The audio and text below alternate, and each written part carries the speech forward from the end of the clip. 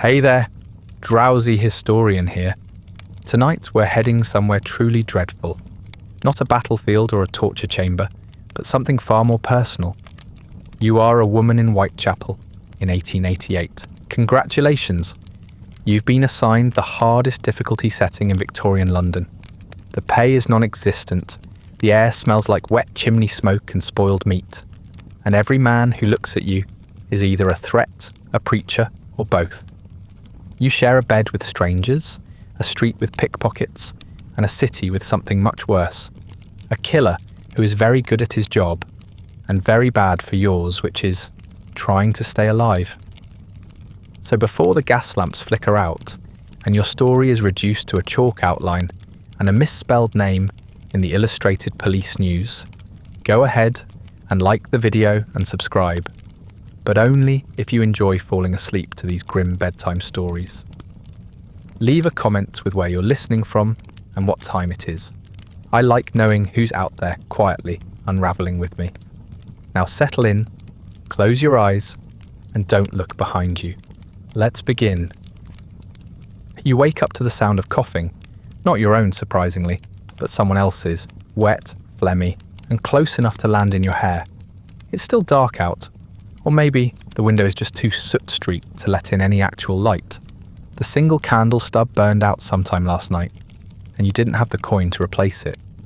So now you lie there, half frozen under a wool blanket that smells like every bad decision made in this room before you ever arrived. The mattress isn't a mattress. It's a flattened bag of straw that gave up on offering comfort years ago. It crunches slightly as you move, and something under it shifts. You decide not to investigate. Your back aches, your joints protest, your stomach mutters threats. You slept in all your clothes, not for modesty, but because the room is barely above freezing, and your coat was stolen last week by someone who probably needed it more than you. You're wearing 2 skirts, both torn. Your blouse has a missing sleeve, and your boots, if we're still calling them that, have taken on water from some invisible leak in the ceiling. When you sit up, your hair sticks to the damp wall beside you, like it's trying to make a run for it. The room, technically, is yours, meaning you pay a few pennies a night to exist in it. It's about the size of a coffin with ambition. There's no toilet, of course.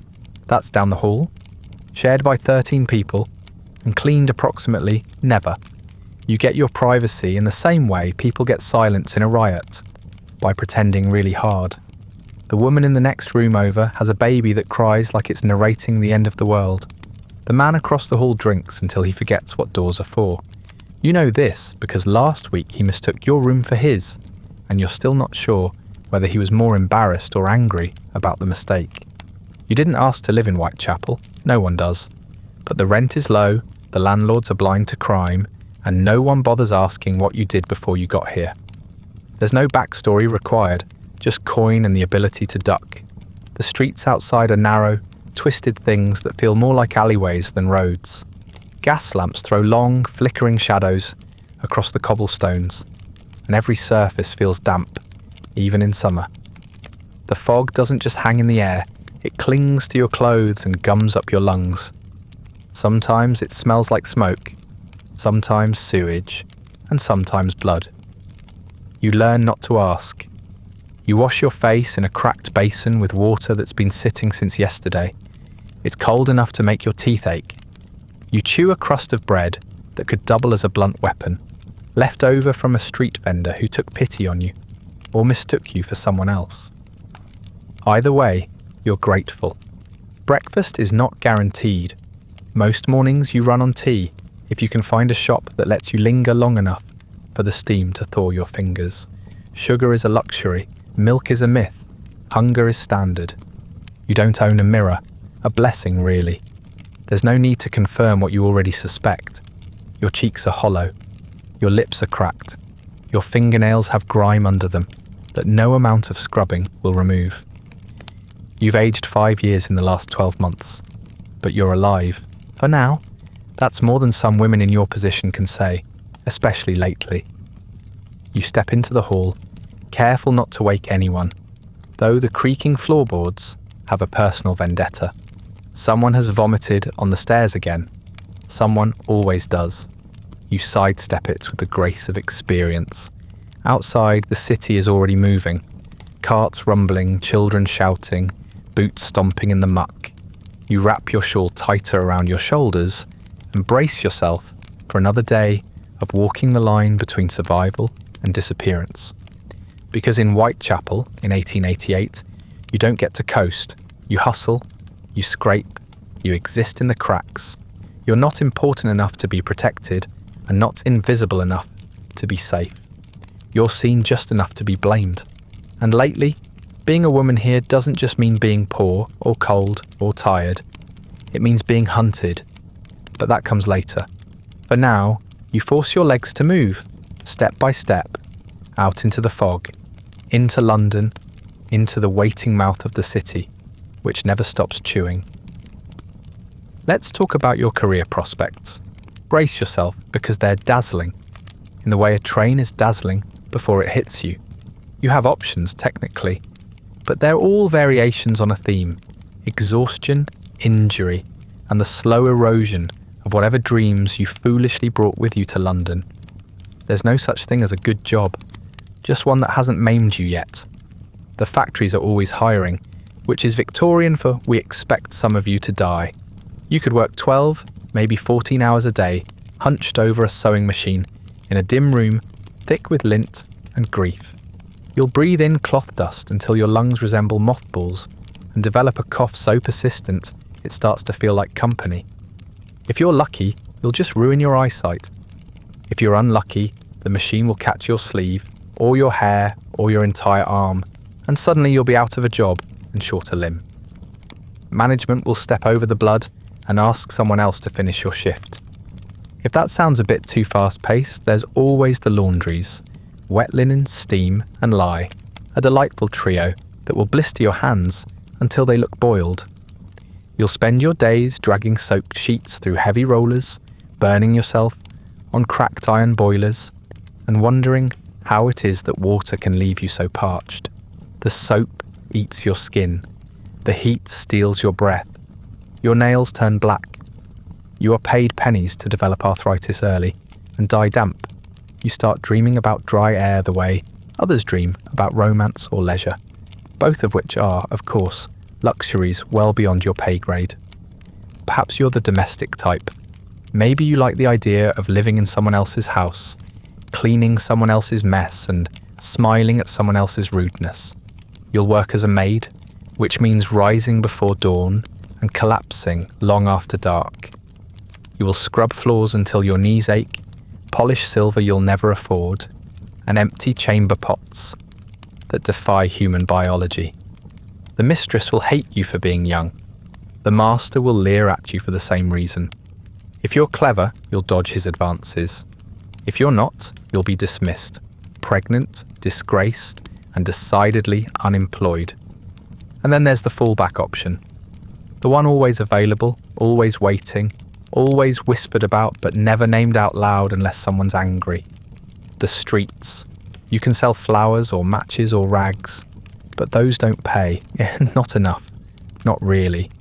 If you want to eat and keep a roof over your head, even a terrible roof, then eventually the only commodity you have left is yourself. Men will find you. Some will be gentle, most won't. They'll pay you in coins, sometimes in buttons or lies, and they'll leave you bruised in ways that don't always show. If the police catch you, they'll fine you. If they don't, they'll sometimes join in. Either way, you'll walk away humiliated and still hungry. And make no mistake, no matter what job you choose, you'll be paid less than a man. Less than a boy, even. A 10-year-old chimney sweep makes more than you do, and he gets to work in the sunlight. Your labour isn't valued, your pain isn't noticed. You are the invisible gears in the machine, the part no one oils, the part that grinds until it breaks. And when it does, they'll just replace you with another girl who hasn't yet learned how bad it gets. Maybe you try to make ends meet by working a few jobs at once. A little factory in the morning, laundry in the afternoon, maybe some errands for the butcher in exchange for soup bones and disdain. But your body isn't built for this kind of repetition. Your back seizes, Your feet swell. You lose track of how many days have passed. You find yourself forgetting your own name when someone shouts it. There's no time to rest, no space to dream. You live hand to mouth, and sometimes the hand is empty. Still there's pride, of a sort. You're working, earning, surviving. Some days that feels like enough. Other days, it feels like a very long joke that no one told you the punchline to. You see the wealth around you, in carriages, in silk dresses, in windows full of food you can't afford to smell too long, and you wonder what life is like for a woman on the other side. Not a lady. You'll never be a lady, but maybe someone with clean sheets and a back that doesn't scream when she bends. But that's a fantasy, and fantasy doesn't pay rent, so you tie your skirt tighter, you press your lips together, and you go back to work, whatever work will have you. Because there are only 2 rules for women in Whitechapel. Keep moving, and don't let it kill you. At least not today. Respectability. That's the word they use. They say it like it's a virtue, like it's something you can earn with hard work and clean living. But here in Whitechapel, it's more like a curse you're born without, and no amount of effort will get you invited into the club. You live under a microscope, made of fog and suspicion. Every time you step outside, you're on trial. And the court, it's the street, the jury, everyone with a pair of eyes and nothing better to do.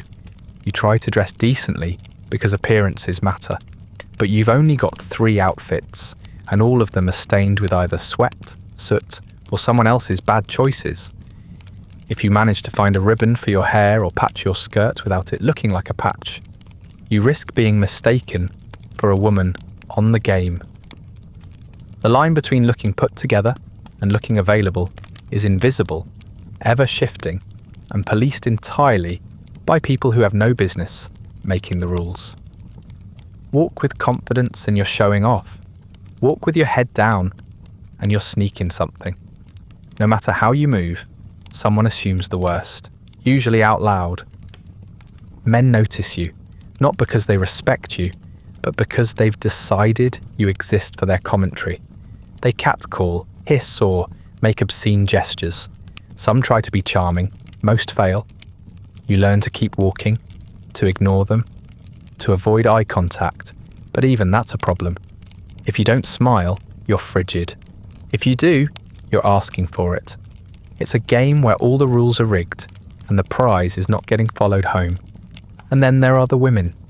They're not safer, they're just quieter and sharper.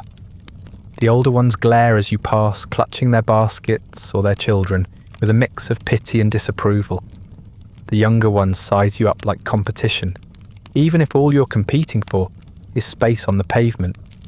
You hear them whispering, sometimes about you, sometimes about girls like you, always about someone who fell, who failed, who should have known better. No one admits how easy it is to fall, or how little it takes. Church sermons warn of temptation. Pamphlets blame immorality. The newspapers shake their heads over fallen women, while printing illustrations of their corpses on page 1. Everyone acts shocked that someone would end up drunk in the gutter or pregnant out of wedlock, as if Whitechapel isn't built to push you there. They love a moral story, as long as the ending is tragic, and the woman isn't too messy about it. You try to stay clean, but the standards are impossible. Speak up, and you're a shrew. Stay quiet, and you're hiding something. Ask for help, and you're manipulative. Help yourself, and you're unnatural. Every choice you make can and will be used against you in the court of public opinion, which never closes and never forgets. Even your job is a mark against you. If you're a maid, you're probably sleeping with the master. If you're a factory girl, you must be loose. If you're on the street after dark, they already assume you're a whore, whether or not they'd pay for your time. There are rules, unspoken ones of course. Don't walk alone, but don't be seen with a man. Don't linger, but don't rush. Don't dress up, but don't look too poor. Be modest, but be pleasant. Be quiet, but be grateful. You must thread a needle that keeps moving, held by people who never cared whether you made it through. And if you slip, If you laugh too loudly, or drink too much, or cry in the wrong place, the city watches it happen and writes you off in real time. And once your reputation slips, it doesn't come back. Not ever. The stain is permanent. It follows you from job to job, street to street. Even if you change your name, even if you start over in another part of the city, someone always remembers. You become a warning, a cautionary tale, a whisper passed between mothers and daughters. Don't be like her. Sometimes you wonder if it's all a performance, if the city is a stage and you're an extra in someone else's tragedy. The audience is hostile, the script is unwritten, and the reviews are always scathing. But you keep showing up scene after scene because what else can you do? Disappear? Women do that all the time here. And no one claps when the curtain falls. So you walk carefully, you speak carefully, you even breathe carefully. You learn to live in the narrow space between not enough and too much. Because in this place, at this time, survival isn't just about food or shelter, it's about perception. And in Whitechapel, everyone sees you, and none of them see you. It's not much. Just 4 walls, a sagging floor, and a door that doesn't quite close. But it's where you sleep. Or try to. You rent the space by the night, which means it belongs to you for exactly as long as you can keep paying for it. After that, you're not a tenant, you're a trespasser. The man who owns the building doesn't care what happens inside it, as long as the pennies keep coming. If you die in bed, someone will strip the sheets and sell them before your body's even gone cold. The room is crowded, even when no one's talking. The air hangs thick with sweat, smoke, damp clothing and mildew. Some nights, it feels like you're sleeping inside a wet wool coat that's been left to rot in a cellar. You share the room with 5 other women, sometimes more, depending on how many can cram into the space without stepping on each other. Privacy doesn't exist here, neither does silence. The walls sweat in summer and weep in winter. Moisture oozes down the cracked plaster, like the building itself is too tired to hold itself together. The window is jammed shut. Not that it matters. The air outside is nearly as rank as the air within. You take shallow breaths and hope nothing's growing in your lungs. Something probably is. You sleep in your clothes. Everyone does. It's not about modesty, it's about survival. The one blanket in the room is communal, claimed in shifts by whoever is bold enough to tug it toward themselves, and fast asleep enough not to feel it being stolen back. You've long since stopped expecting warmth. These nights are about minimizing exposure to cold, to rats, to whatever's making that noise in the corner. You've learned not to question the stains. On the bedding, on the walls, on the floorboards, whatever happened, it's done. This building has seen more lives begin, end, and unravel than any church or hospital. Screams echo strangely in here, as if the walls are too used to them to carry the sound properly. Once, someone gave birth in the hallway. No one batted an eye. Someone else died in the same hallway 2 weeks later. Still, no one batted an eye. Hygiene is theoretical. There's a single cracked basin in the corner of the room with water that might have been clean once. You dab your face in it sometimes. You try not to think about who else has used it or what might be floating in the bottom. The chamber pot is a last resort, and yet it's used often. Going outside after dark is more dangerous than holding your breath and hoping for the best. The hallway toilet is worse than the alley. You've seen things in there that should have been buried, not flushed. There's always someone coughing. Always. Deep, rattling, endless coughing that sounds like lungs trying to climb out through the throat. You don't know if it's consumption, influenza, or just the standard Whitechapel rot, but it spreads like gossip. You try to sleep with your back to the others and your face to the wall, as if that'll stop the germs. You know it won't. Sometimes people just vanish. The woman in the corner bed hasn't been back in 3 nights. No one asks why. Either she found somewhere better or ended up somewhere worse. Both options are rare. Most people just fade slowly, right where they are, until the room swallows them and fills the space with someone else. There's always someone else. Your possessions, few as they are, stay under your head or inside your blouse. Boots are tied together and tucked beneath the mattress to prevent theft. Not that it always works. You once woke to find someone easing your shawl out from under your arm. You made eye contact. They didn't stop. You didn't either. There's an understanding here.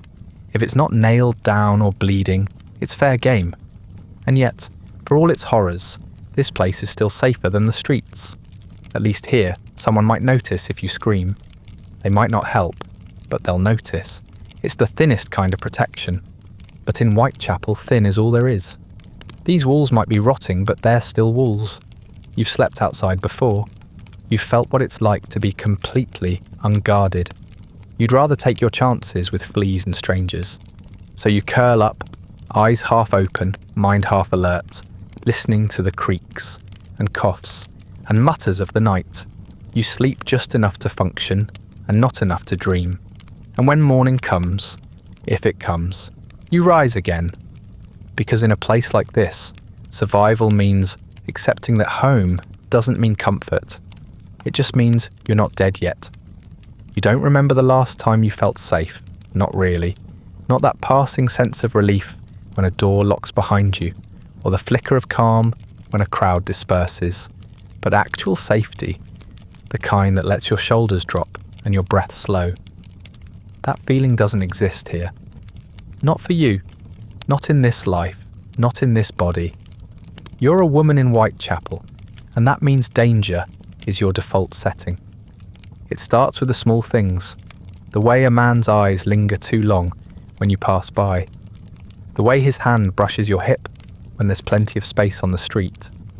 The way your boss stands too close, behind you, as you scrub the floor. You learn early that everything is a test, a slow, constant negotiation of space, tone, posture, and silence. Smile and you're leading him on. Don't and you're being difficult. There's no right answer, only varying levels of risk. Your employer, if you have one, doesn't think twice about using his position to get what he wants. A touch here, a comment there, a threat dressed up as a compliment. You need the job. He knows it. That gives him power. And he uses it, the way every man does when no one's watching. Or worse, when everyone is and no one cares. If you push back, you lose your position. If you stay quiet, you lose a piece of yourself. The choice is yours and both options are wrong. Your landlord is the same. Rent is due whether you've worked or not, whether you're sick or not, whether you're bleeding or begging or both. Sometimes he hints at a discount, but the cost is higher than anything you'd pay in coin. A refusal might mean eviction. An agreement might mean something worse. Either way, he's not the one who'll suffer. You are, because here, men don't face consequences. Women do. If you're married, and many are, whether by hope or desperation, the danger follows you home. It sleeps beside you. It shares your food. It tells you to smile more. A husband can beat his wife, starve her, humiliate her, and still be seen as the victim if she dares complain. The law says he owns the marriage. Some believe he owns you. Neighbours hear the fights. Sometimes they intervene. More often, they just shake their heads and close the shutters. Because it's none of their concern. Because they don't want trouble. Because deep down, they think you probably deserved it. And if heaven forbid you seek help, if you go to the police station with a split lip or a bruised rib, you'll be met with either amusement or suspicion. The constable might ask what you did to provoke him. He might tell you to go home and be a better wife. He might offer to escort you somewhere safe, and somehow that will feel worse. Because the police don't protect you. They enforce the status quo, and the status quo says women should be silent, obedient, and grateful they weren't killed. You've learned to carry your keys in your hand at night. Not because it'll stop anyone, it won't, but because it feels like doing something. Some women carry hat pins, sharpened hair combs, even rocks tucked into their aprons. You keep your back to walls and your eyes on shadows. You know which alleys are worse than others, which buildings have doors that stay unlocked too long, which men change their pace to match yours. You've learned that every man you meet is a question mark. Some just ruin your day. Some ruin your future. A few might end your life. Even the ones who seem kind are rarely safe. Maybe he helps you carry your parcel. Maybe he offers to walk you home. Maybe he listens, or at least pretends to. But kindness has its own price. You've seen it turn. You've seen the look shift from interested to entitled. You've learned how quickly a favour becomes a threat. The danger isn't in what they do, it's in how easily they believe they're allowed to do it. You find yourself walking faster in familiar places. You flinch at sounds that never bothered you before. You double-check every locked door and still lie awake, heart racing, convinced it wasn't enough. You've started pretending you have somewhere to be, someone to meet, something in your pocket that might matter. You've started shrinking yourself, not physically, because there's not much left to shrink, but in presence, in voice, in confidence, because smaller things are harder to notice. And you've learned that invisibility is sometimes the closest thing to safety you'll ever get. But even that isn't foolproof. There are always eyes, always footsteps, always hands. You tell yourself you're careful. You tell yourself it's enough. But deep down, you know better. You know you live in a place where protection is a luxury and violence is just a question of timing. You hope every day that today isn't the day someone decides to remind you how little power you really have. Because here in Whitechapel, being a woman isn't just hard, it's dangerous. And surviving it is a skill no one teaches, but every girl learns. At first, it's just a whisper, a muttered rumour in a lodging house, a snatch of conversation overheard on the street, a body found, they say, woman, alone, throat cut, then another, and another. The word murder stops being a curiosity and starts becoming a background hum, not loud, not urgent, just ever-present, like the sound of your own heartbeat when you try to fall asleep in a city that doesn't. You try not to think about it. Women die here all the time. Starvation, disease, assault, accident. Whitechapel doesn't need a killer to rack up a death toll. But then the pattern starts to emerge, or at least people say it does. The victims are women, poor, like you, like everyone you know. They live where you live. They walk where you walk. They disappear down the same alleys you've used to get home when your shift ends too late or your coins run too low for a cab you are never going to take anyway. The fog doesn't help. It gets thicker in autumn, curling down from the docks and across the cobbles like it's hunting something, or someone. It smothers the street lamps, makes even the brightest gas lights look like dying candles. Shapes move inside it, sometimes people, sometimes just shadows, sometimes your own fear reflected back at you in distorted outlines. You can't tell anymore. You clutch your shawl tighter and tell yourself it's just the air, just the weather, just the city being its usual damp, depressing self. But you know better. Everyone does. There's a difference now. A tension in the street, like a string pulled too tight. Even the drunks are more alert. The laughter is quieter. Conversations end quicker. Men don't linger unless they mean to. And women move faster, always glancing back over their shoulders. You do too. The newspapers, of course, are delighted. They've turned it into a show, a serial drama with bloody headlines and lurid drawings, cheap ink soaking into cheap paper, printed fast and sold faster. They give the killer a name, Jack the Ripper. A ridiculous name. It sounds like a vaudeville act or a carnival trick, but you can't laugh at it. Not when you've seen what he's left behind. Because the stories aren't just stories anymore. They're real, and they're close. You knew one of the victims. Not well, but enough. You'd seen her in the breadline, heard her voice once or twice when she was scolding a boy who tried to pick her pocket. And then just like that, she was gone. Pieces of her left in a doorway, a name printed in bold type, and then forgotten by the next week's headlines. The fear is worst at night. Always night. You never really liked walking home in the dark, but now it feels different. Every corner could hide a man. Every footstep behind you feels too steady. Every sound, a cough, a laugh, a dropped bottle, sets your nerves on edge. Your heart beats louder in your ears than your own thoughts. You try to remind yourself you've made it this far, that you're careful, that he's probably not looking for you, but you don't believe it. You start making changes, you walk different routes, you avoid certain alleys. You try not to be alone, though most of your friends are just as broke and just as scared as you are. Some have started carrying blades, small ones tucked into sleeves or garters. Others stay inside, choosing hunger over risk. You envy them in a way. You can't afford that kind of fear. You have to work, you have to walk, you have to survive. And there's the real horror.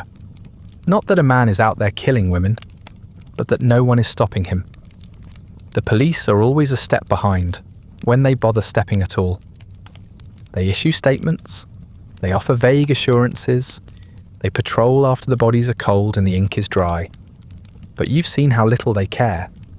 You've seen how easily they dismiss women like you, as if your lives aren't worth solving. So you try not to think about him. You pretend you're safe. You put your head down and keep walking, because what else can you do? You're not a heroine in a mystery novel. You don't get rescued. You get ignored until you don't. Until you show up in the paper, and someone who's never met you reads your name aloud and wonders what you were doing out so late. You were walking home, that's all.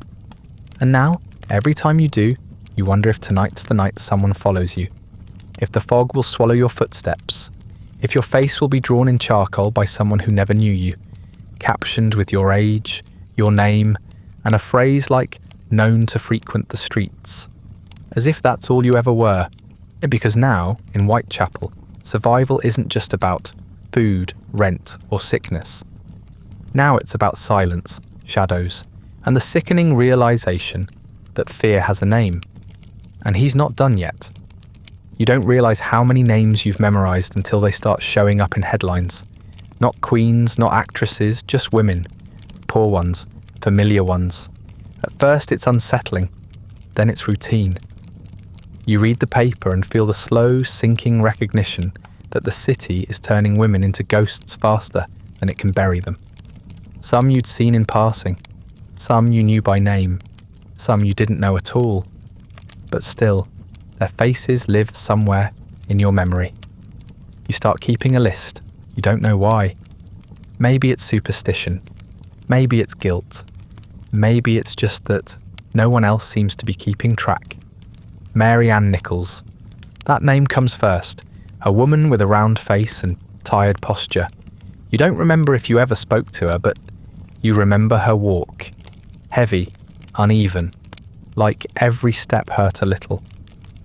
When the papers say she was found in Bucks Row, you picture it instantly.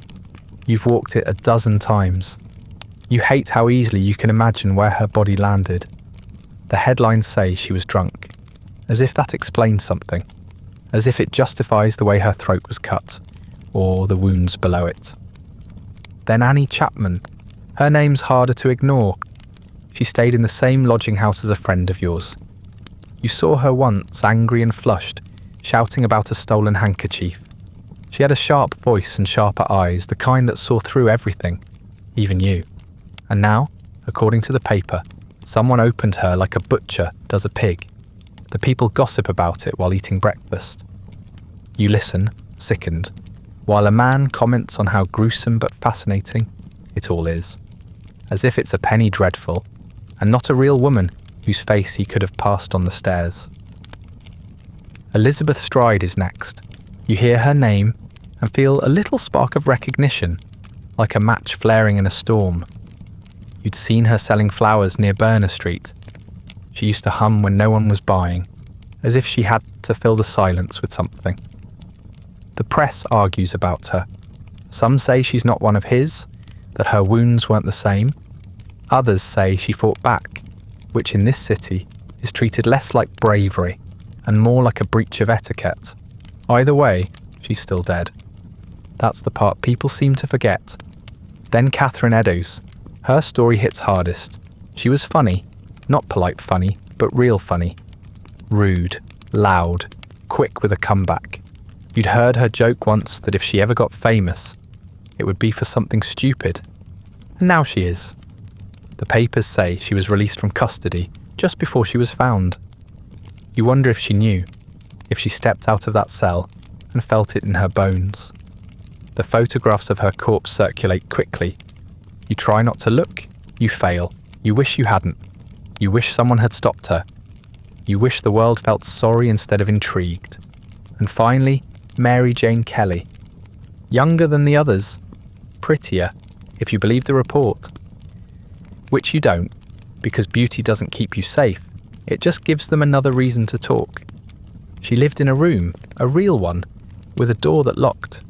She sang sometimes. You knew someone who swore they'd heard her laughing the day before. And then nothing. Just a body so mutilated, the police said they couldn't be sure it was her. You don't know how that happens to a person. You don't want to know, but you carry her name anyway. They're called the canonical 5 now, a phrase the newspapers invented to make the horror feel orderly, like they're catalogued victims in some grand narrative, not 5 separate lives with separate stories and separate endings. People debate which one had it worst, which one was first, which one mattered most. You hear all of this and wonder why no one's asking what they dreamed about before the city crushed them, or whether anyone remembered the way they smelled after a bath, or how they liked their tea. The gossip never stops. You hear their names in line at the bakery, in the whispers outside lodging houses, on the tongues of children pretending to be murderers in the street like it's a game. Some people talk about them with sympathy. Most just speculate. Who was the killer? Why those women? What kind of monster would do such a thing? But they ask all the wrong questions. They never ask why those women had no one, why their stories only start when they end. You keep walking, you keep breathing, but the list in your head grows heavier with each step.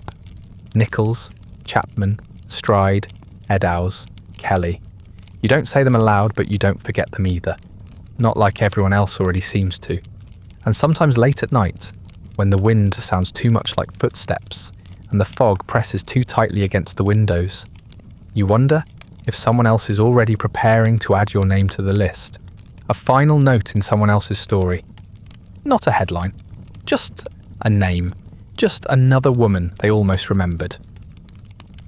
The first time you saw a constable on your street after the murders started, you almost laughed. Not because he was doing anything useful, he wasn't, but because it was the first time you'd seen the law take an actual interest in Whitechapel that didn't involve dragging someone away by the collar. He stood there like a wax figure in blue, watching people with suspicion while doing nothing to make them feel safer. The badge on his chest might as well have been a decoration, a paper star on a stage where the play was already halfway through and the audience was falling asleep. The police are everywhere now, in theory. You see more boots than you used to, but they never seem to be where they're needed. They patrol the easy streets, the ones that look better in reports. They stand at corners chatting with shopkeepers, while the alleys behind them fester. When another woman is killed, they say it's shocking, appalling, inexcusable. And then they do exactly what they did the last time. They arrive late, they fumble the evidence, and they tell the press they're making progress. But progress, apparently, means harassing anyone who looks poor, foreign, drunk, or vaguely unusual. You've seen them stop street performers, dock workers, boys selling newspapers, even a man who stuttered when answering questions, all marched away under suspicion of being peculiar. They question men with blood on their coats and never seem to ask what they do for a living.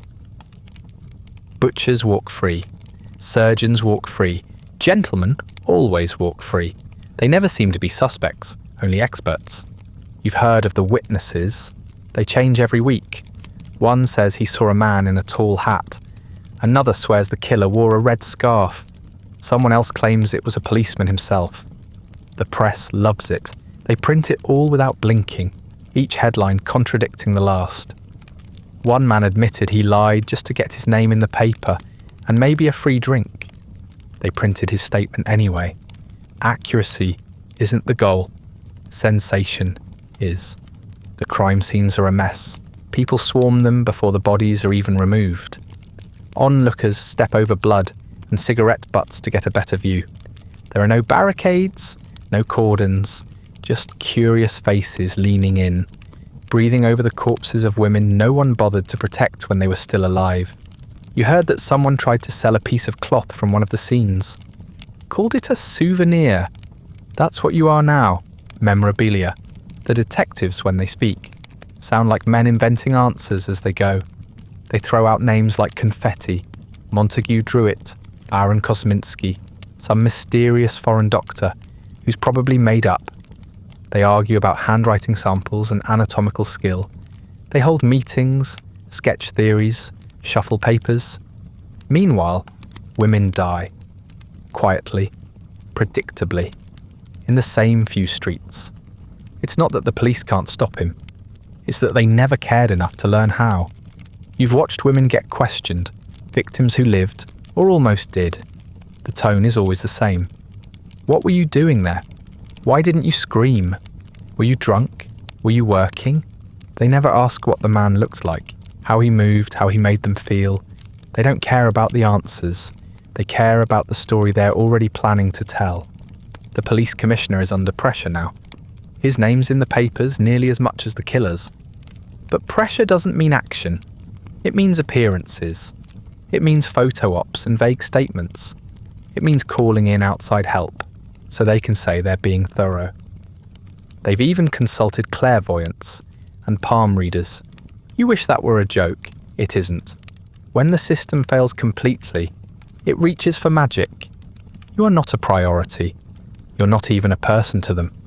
You're part of a problem they'd rather blame on society, or alcohol, or moral decay. They don't patrol your streets to protect you. They patrol them because it looks good. And if you turn up dead, they'll chalk your name on a board and move on to the next woman foolish enough to think walking home should be safe. Sometimes you wonder if they're using you. Not directly, not as individuals, but collectively. If your life is the bait. If the reason they let this keep happening is because they're hoping to catch him in the act. Another dead woman means another clue, another headline, another excuse to keep spinning their wheels. Meanwhile, you walk faster. You carry your keys tighter. You pray for daylight, even when it's raining. Because every moment you're alive in this city feels like a gamble someone else is profiting from. And if you end up in the paper, it won't be because the police saved you. It'll be because they failed again and made it look like they were trying. By now, you've stopped expecting the truth from the newspapers. They don't print it, they perform it. They twist it into something people will pay to read with their morning tea and buttered bread, assuming they can afford either.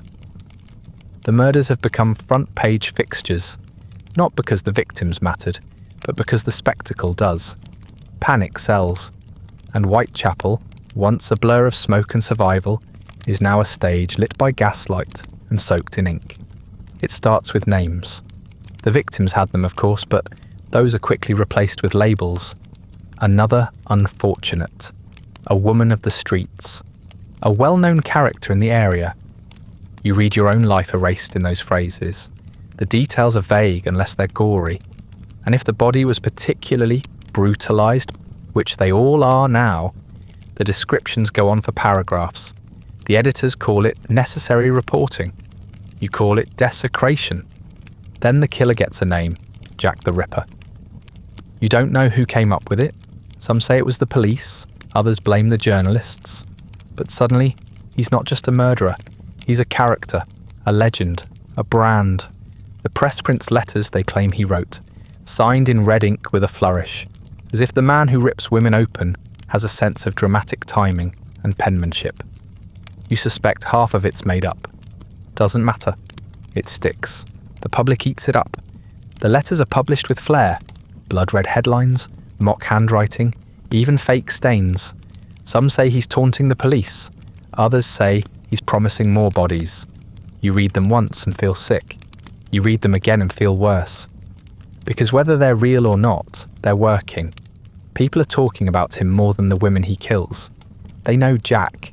They don't know Mary Ann or Annie or Catherine. Just Jack. Like he's an old friend with a dark hobby. Illustrators go to work immediately.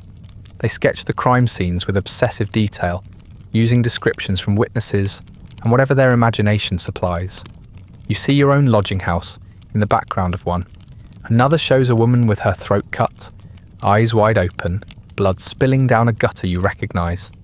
It's not a news article, it's a horror show, and the morning edition flies off the stands before you've even finished your bread. Some newspapers try to outdo each other. One claims the killer is a surgeon. Another suggests he's a lunatic escaped from an asylum. Another hints that he's a foreigner, which is just a polite way of saying they're looking for someone poor, different, and easy to blame. The working men in pubs repeat these theories with ale-warmed confidence, as if they've been personally consulted.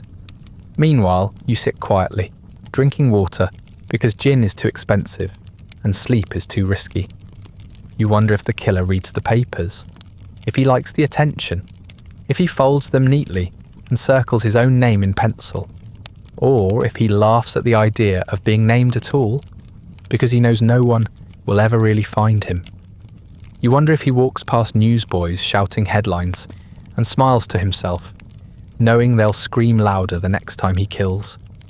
You wonder if the news is the real weapon, not the knife, not the alley, but the paper itself, turning you all into fodder for a story you didn't ask to be in. The press prints everything. Gossip, guesses, ghost stories. They interview drunk men and call it witness testimony. They publish anonymous tips from people who crave attention. One paper offers a reward for information, but no one ever collects. The only thing that grows is the noise, louder, more frenzied, more theatrical. It drowns out what little truth there ever was, and through it all the women disappear, one by one, quietly. Their real lives, the hungry mornings, the damp beds, the stolen scarves, the borrowed kindnesses, vanish under headlines that treat them like props. No one prints what they loved or who they missed, or how long it took for someone to notice they were gone. They're flattened into victims, because victims are easier to sell than people. You keep expecting the public to tire of it, to stop reading, to grow weary of the blood and ink, but they don't. If anything, they want more. More speculation, more drawings, more horror. You're living in a real-time murder mystery, except you're not the detective. You're not even the red herring. You're just waiting to see if you'll be the twist ending. Some mornings you wonder what they'd write about you, what sketch they'd use, whether they'd spell your name right, whether the headline would mention your age, your job, your sins, or whether they'd just call you another unfortunate and tuck you between advertisements for hair tonics and patent corsets. You're terrified, and they're selling it. At some point the guessing becomes a game. Not for you, of course. You're too busy surviving, but for everyone else, especially those watching from a distance. People love a mystery when it isn't happening to them. They gather in pubs, parlours, and public squares to share ideas like they're solving a riddle instead of watching real women die. The killer, they say, must be a surgeon, or a butcher, or a midwife, or a foreigner, or a madman with a ritual knife and a grudge against corsets. The theories multiply, each one more absurd than the last. You hear someone say, it's a woman, a midwife maybe, someone who could walk the streets with bloody hands and not be questioned. Another says, it's a police officer, a gentleman, a priest, a ghost. There's a theory that it's a Freemason conspiracy, complete with coded messages and symbolic wounds. There's another that blames a royal scandal, a bastard child, a secret marriage, a cover-up so vast it makes murder seem small. These are real suggestions shared with full confidence by men in waistcoats and moustaches who haven't been within 10 streets of Whitechapel in years. None of it helps. If anything, it makes things worse. Because while they spin stories and connect imaginary dots, the bodies keep appearing. You step over blood that's still drying, while some editor in a warm office decides which headline will sell best. The more people panic, the more they turn that panic into blame. And that blame always falls in the same direction. Down. Toward the poor. Toward the foreign. Toward women. You hear the whispers everywhere now. That the killer must be Jewish. That the Jews are hiding him. That they protect their own. You hear it shouted at vendors in the market. See it scrawled in chalk on brick walls. The slurs don't bother with logic. They're just noise, loud enough to be heard over grief. You're not surprised. When things go wrong in this city, someone always finds a way to blame the people already suffering. The East End is crawling with suspicion, but it's not aimed at the man with the knife. It's aimed at anyone who looks out of place, or poor, or simply unlucky. Even you aren't exempt. You hear the rumours that the victims were involved in something they shouldn't have been, that maybe they provoked him, that maybe they were part of a cult, that maybe they faked their own deaths, that maybe, and this one is said with a smirk, they deserved it. You want to scream when you hear it, but you don't. Because you've learned that in Whitechapel, the dead aren't mourned. They're dissected, questioned, and blamed. The richer parts of the city treat the killings like a grim novelty. You've heard stories of dinner parties where guests debate the case between spoonfuls of soup. Some even take day trips to the East End, hoping to glimpse the infamous streets. They walk in groups, dressed in fine clothes, pointing at gutters and pretending to understand what it means to live here. Then they return to their homes in Kensington or Belgravia and tell stories about how atmospheric it was, like it's a carnival, like your fear is part of the entertainment. Meanwhile, you're still here, watching the city unravel in real time, watching good people get swept up in bad ideas, watching the killer disappear behind 1,000 competing sketches and theories and newspaper fantasies. Everyone claims to care, but no one seems to listen. No one asks what it's like to live in this place, with this threat, to walk through the same streets, where your friends bled out and try to carry on like normal. You're not a suspect. You're not a detective. You're not even a voice. You're just background. The constables are tired. The press is bored. The public is distracted. You feel the shift. The hysteria hasn't gone away, but it's changed shape. It's not about stopping the killer anymore. It's about explaining him, giving him a shape that fits into a theory, making him a symbol of something bigger and more manageable. Madness, immigration, sin. It's easier to blame an idea than a man. It's easier to say the murders were inevitable than to admit someone allowed them to keep happening. The longer it goes on, the more you understand that no one's coming to save you. The city doesn't want answers. It wants closure. It wants to move on. And if that means blaming the victims, so be it. If that means letting the killer vanish while they argue over the shape of his hat, that's fine too. Because in the end, it doesn't matter who did it. It only matters that he did it here, in your streets, among your people. And no one stopped him. And if you end up dead, they'll have theories about you too. Why you were out late, why you didn't fight harder, why you didn't leave sooner. Your death will become a piece of someone else's argument.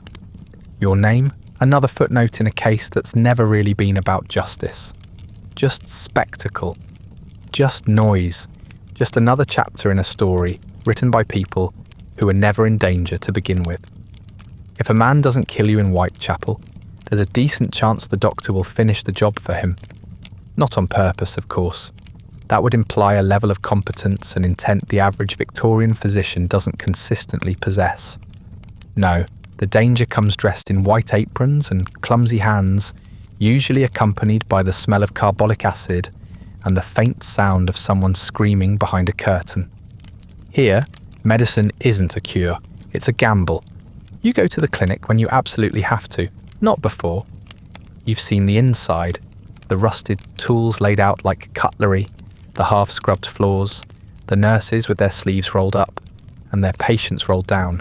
No one is kind, no one is gentle. They're tired, underpaid, overworked, and mostly angry that you're there. If you have a cough, they'll give you a syrup that tastes like floor polish and blame you for not getting better faster. If you're bleeding, they'll try to stop it.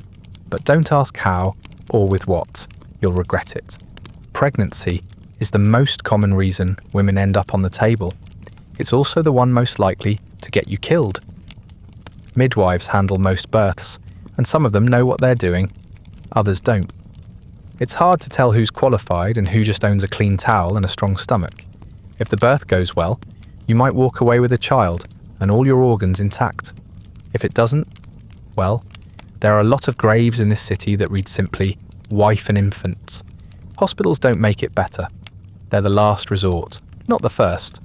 Doctors there tend to treat the poor like training dummies. A good opportunity to practice a new stitch or an experimental clump. You've heard stories about women cut open without anaesthesia because someone wanted to test a theory. You've heard of surgeries done by candlelight, in rooms where the screams echo for hours.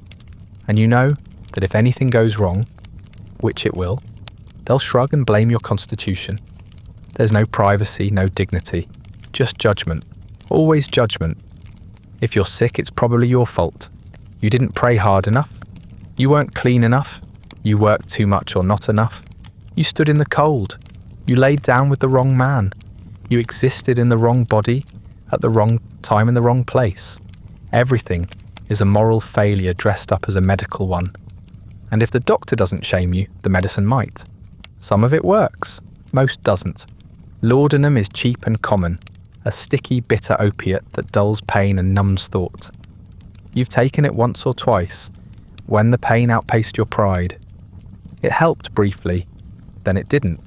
Then you needed more. You've seen women vanish behind its grip, forgetting hunger, grief, even their own names. It's a cure, sure, just not for what's actually wrong. Then there's syphilis, the disease no one wants to admit they have, even though everyone knows someone who does. The treatment is mercury, rubbed into the skin or swallowed like poison.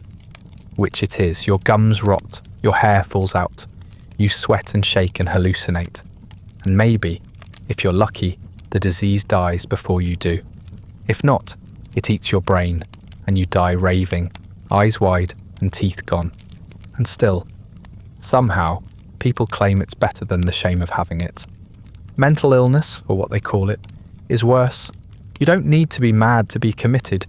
You just need to act inconvenient. Cry too much, laugh too loudly, talk back, disagree. If you're a woman, any deviation from the script can land you in an asylum. The diagnosis is usually hysteria, which can mean anything from depression to ambition. Once you're inside, you're not a person anymore. You're a patient, and that's the same thing as a problem. The treatments range from terrifying to pointless. Cold water baths, bleeding, isolation, electrotherapy, being strapped down until you stop resisting. If you're quiet, they say you're improving. If you're loud, they sedate you. If you try to escape, they increase your dosage. If you say you're sane, they nod sympathetically and write it down as further evidence of delusion. You've heard of women who went in for grief and never came out. You know a girl who disappeared after telling a midwife she was hearing voices. Not angry ones, just voices. She never came home, no funeral, no explanation. Someone said she was sent to a private facility. Someone else said she died of nervous exhaustion. You don't know what that means. You just know that no one looked for her. And so you stay quiet. You live with the aches, the fevers, the terrors that come in the night. You don't tell anyone when something feels wrong. You drink broth, chew dry bread, and sleep when you can. You rely on neighbours, on old women with herbal knowledge passed down like secret spells. You avoid doctors unless you're already half dead, because once you're in their care, that second half tends to go quickly. Here, illness is just another way to vanish, and treatment is just another name for suffering that doesn't leave bruises. It would be easier to give up. Some mornings you think about it, not in any dramatic way, Not with a note or a final goodbye, just in the quiet, exhausted sense of not getting up, of staying in the bedroll or the corner or the cold slab of floor you've claimed for the night and letting the city pass by without you. But then someone knocks on the door, or the baby next room over starts crying, or the bread seller calls out from the street, and somehow your legs move. There's no safety, not really, but there are patterns that feel like it. People you trust, routines you've carved out of chaos. You know who to avoid, which streets to walk, which neighbour will watch your things if you need to step away.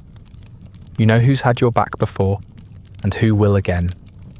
You know the difference between a stranger's glance and a friend's nudge.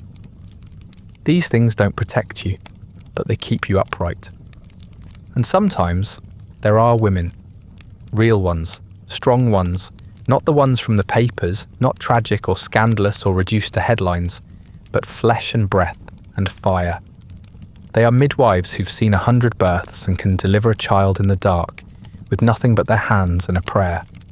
They are matrons in boarding houses who keep lists in their heads of which girls are missing, which ones are in trouble, which ones need a little extra porridge. They are older than you, louder than you, and tougher than whatever killed the last man who tried to get the better of them. They look out for you, in their own quiet, stubborn ways. A coat passed down, a loaf of bread shared without asking for anything in return, a warning whispered just before you turn down the wrong alley. You've had your arm pulled back at the last second more times than you care to count. Don't go that way, someone mutters. Not tonight. You don't ask why, you just nod and turn around. That's how trust works here. Fast, unsentimental and life-saving. You drink sometimes. Not to forget exactly, but to soften the edges. Bad gin in a chipped glass. Warm ale that tastes like smoke and regret. It burns going down and stays with you long after. You don't drink to feel better. You drink to feel something that isn't fear, or hunger, or the bone-deep knowledge that your life is small and fragile and invisible to everyone who makes the rules. Some nights it almost works, but there's laughter too. That's the part no one believes when you try to explain. The way a joke can rise from a doorway like steam.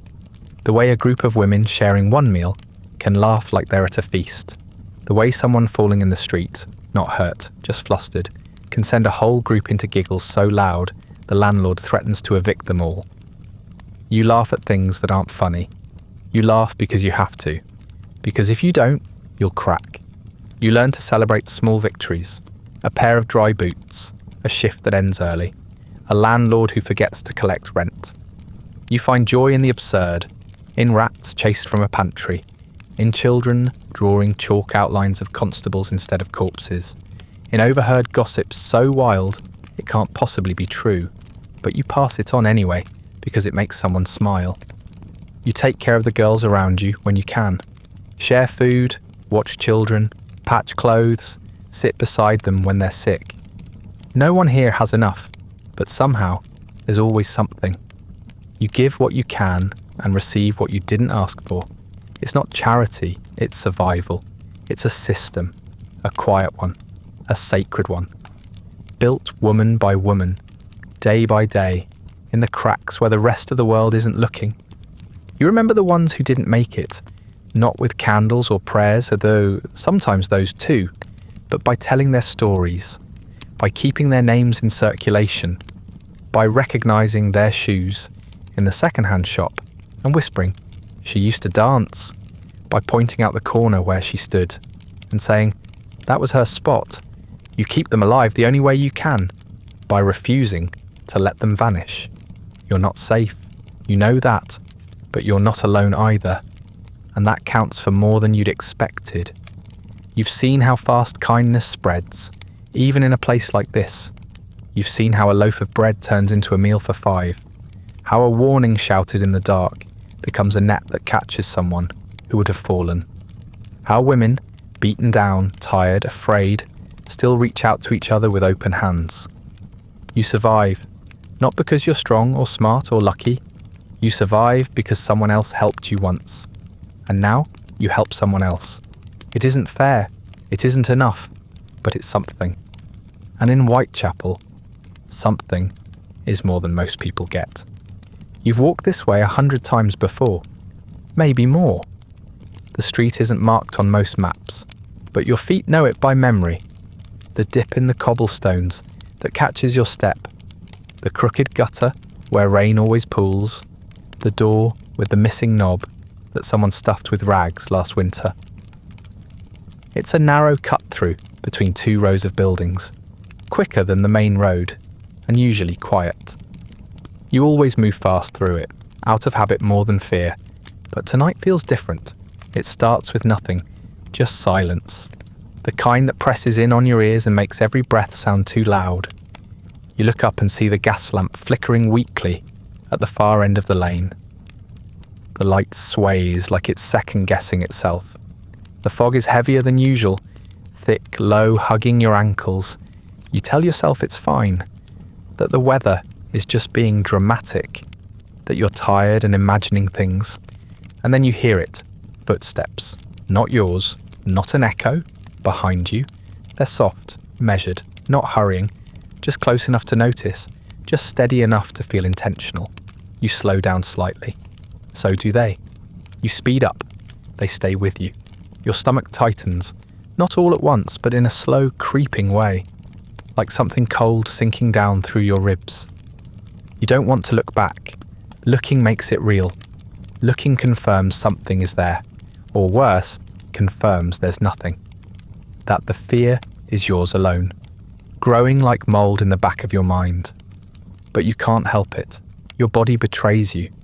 You glance over your shoulder. No one, or maybe someone, a shape half-formed in the shadows, just out of reach. Maybe a man, maybe a trick of the fog. You blink, and it's gone. Your feet pick up speed without asking permission. Not a run, not yet, just urgency. You reach into your coat pocket, even though you know there's nothing there. A handkerchief, a key, a coin, none of it useful. You curl your hand around the key anyway. Not because it'll help, but because it gives your fingers something to do. The footsteps are still behind you. You turn left at the end of the lane, back toward the more familiar part of Whitechapel. Though familiar doesn't mean safe. There are fewer people out tonight. You don't know if that's good or bad. Fewer witnesses, fewer distractions, fewer places to hide.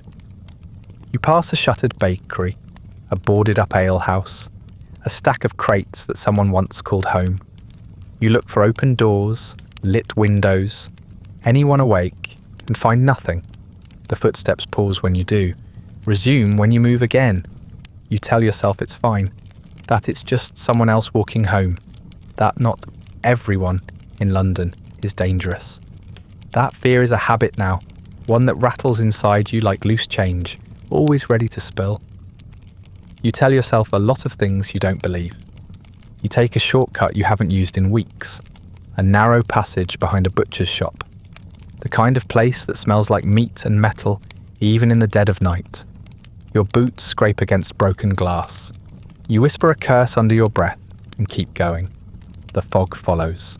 So do the footsteps. Now you're running, not flat out, not yet, but enough that your breath comes faster, enough that your vision narrows. Your heart punches against your ribs like it's trying to break out. The alley opens into a small square. Empty. Too empty. You hesitate. That's the mistake. A sound, a close, sharp, deliberate, slices through the fog behind you. You bolt. No plan, no direction, just motion. Forward. Away.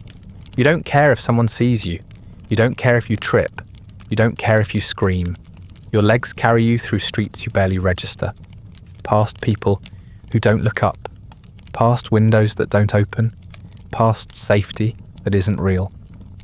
When you finally stop, it's only because your legs give out. You duck into the shadows between 2 buildings, chest heaving, mouth dry. You wait, listen. Nothing follows.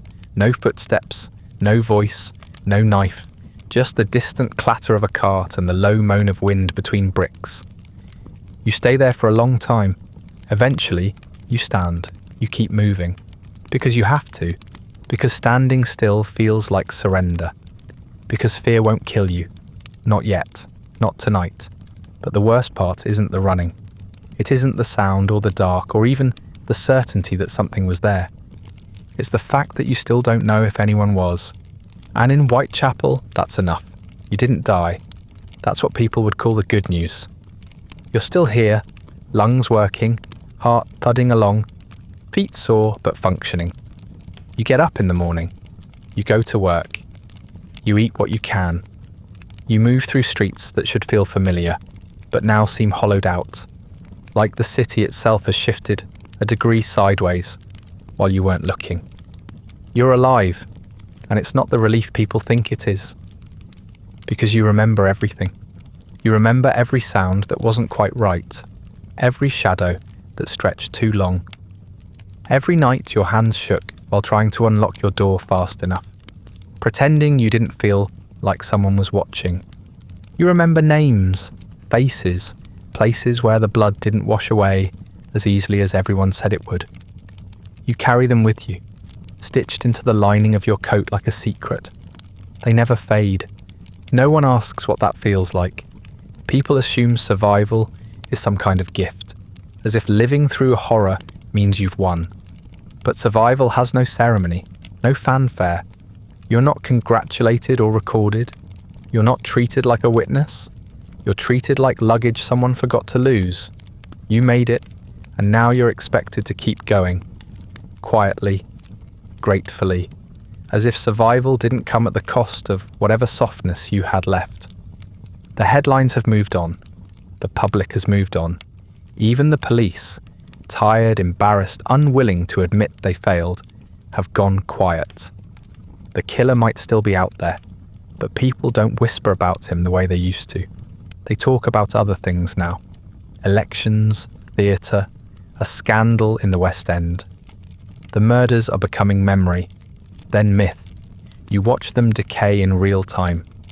Your story never made the paper. There was no sketch of your face, no name in bold letters, no speculation about what saved you. Because you weren't killed, you weren't interesting. You weren't a mystery. You were a woman who went home and woke up the next morning. And that, to most people, isn't a story. It's a footnote they didn't bother writing. Sometimes you think you should have said something, stood up, told your version, but you know how that ends. They'd question your memory, your motives, your sobriety. They'd ask what you were wearing, why you were out, who you were with. If you hesitated, they'd call you confused. If you didn't, they'd call you hysterical. You've heard it before, from other women, from other nights. You didn't need to be famous to be dismissed, so you keep it to yourself. You fold it inward, like laundry that never quite dries. You carry it in your posture, in the way you glance sideways when the street goes quiet, in the way your hands curl into fists without thinking. You don't cry, not really. You just feel tired. A kind of tired that sleep can't fix and food can't touch. The kind of tired that sinks into your bones and waits for the moment when it can take over completely. People still pass you in the street without noticing. Men still look. Women still judge. The city doesn't know who you are, and it doesn't care. You're not a headline. You're not even a statistic. You're just one of the ones who didn't vanish. That's not protection. That's accident. Coincidence? A bit of luck, maybe, but more likely timing. And you know better than to trust luck. The worst part is that you start to wonder what's wrong with you. Why you didn't scream. Why you didn't fight harder. Why you lived. As if survival needs to be justified. As if death would have been a cleaner ending. At least then people would have had something to say about you. A quote, a sketch, a guess. Now you're just here, breathing in a city that doesn't care whether you're breathing at all. You still pass the places where it happened. Not just where they died, but where you walked the same path. Same corner, same alley, same time of night. You look at those spots the way you look at bruises. Not because you want to, but because they remind you that something hit you and you're still standing. It's not comfort, but it is proof. You didn't die, but something did. Maybe it was your faith in other people. Maybe it was your sense of safety. Maybe it was the part of you that used to hum to yourself on your way home. or linger at the bakery to chat, or laugh too loudly with a friend in the middle of the street. Those parts are gone. What's left is leaner, quieter, more careful. You survived, but it changed you, and the change is permanent. This is what survival looks like. Not triumph, not clarity, just continuation. Just one foot in front of the other. Day after day, week after week, until one day, someone else's name makes the paper, and you don't even flinch. Eventually, the killings stop. Not with justice, not with closure, just silence. No one catches him. No trial, no confession, no final dramatic reveal.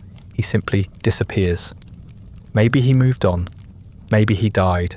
Maybe he found a new name, a new city, a new way to vanish into the background, like smoke through a crack in the wall. The city shrugs as cities do. It doesn't need an ending. It just needs distance. And time, as always, keeps moving. The papers print fewer stories. The police stop holding meetings. The headlines shift back to royal gossip, foreign wars, and seasonal fashion trends. People breathe easier. They say it was a dark chapter. They say things are better now. You nod when they say it, even though you know better. Because while the fear fades from the newsstands, it doesn't leave the streets. You keep walking the same paths, past the same alleys, past the same corners where someone bled out and the city barely blinked. You walk faster than you used to. You check behind you more often. You carry your key in your hand, a little tighter, even when you're just going to the corner for bread. You don't call it fear anymore. You call it habit, but your body knows the difference. You still hear stories, not about him, not exactly, but about other men. Ones without nicknames, ones who don't get sketches in the paper. A girl is found near the docks, beaten and dumped. Another vanishes after a shift at the factory and is never seen again. A third shows up in pieces. No headlines, no citywide panic, just quiet tragedy, passed around like gossip and then forgotten. Because there's always another girl, another woman, another name that won't be remembered, another alley where someone closes their eyes and pretends not to hear it happen. You tell yourself the killer is gone, but you know the truth. It was never just one man. It was never just one knife. It was never just one moment. It was always the city that doesn't protect you, that doesn't believe you, that watches you disappear and blames you for the vanishing act. The killer might be gone, but the rules he followed are still here, and they're followed by others. The ones who smile too wide, the ones who drink too much and apologize too late, the ones who touch without asking and leave without names. You know them all. You've seen them. You've worked for them. You've shared beds and streets and doorways with them. So you stay cautious. You walk in pairs when you can. You keep a rock in your pocket just in case. You don't go out unless you have to. And when you hear footsteps behind you, you still hold your breath. Not because you expect it, but because you know it's never out of the question. You hear about the girl 2 streets over. She was 16. She was walking home from a friend's. They found her in the early morning. You don't need to read the details. You already know them, because the city always repeats itself. Same streets, same silence, same shoulder shrugs and tired police reports. The people around you sigh and say, "How terrible," and then ask what she was doing out so late. You say nothing, because there's nothing left to say. You remember the names, not just the famous ones, not just the canonical 5. You remember the women you met, the ones who lent you scarves, who split their food with you, who sang in the washroom when they thought no one could hear. Some are gone, some are still here, but different now, sharper, quieter. The city carved parts out of them, just like it did to you. You all survived. That doesn't mean you made it. You still work, you still sleep, you still eat when you can. You still laugh sometimes, though it catches in your throat more than it used to. And you still hope. For what? You're not exactly sure. Not for rescue, not for justice. Just maybe for a day when you don't have to listen so hard while you're trying to fall asleep. A day when you can walk home without rehearsing your escape route. A day when fear doesn't feel like an extra limb you've grown used to dragging around. But until that day comes, if it ever does, you do what women in Whitechapel have always done. You endure, you listen, you watch, you whisper names like prayers, and when another girl dies, you don't say it out loud, but something inside you already knew.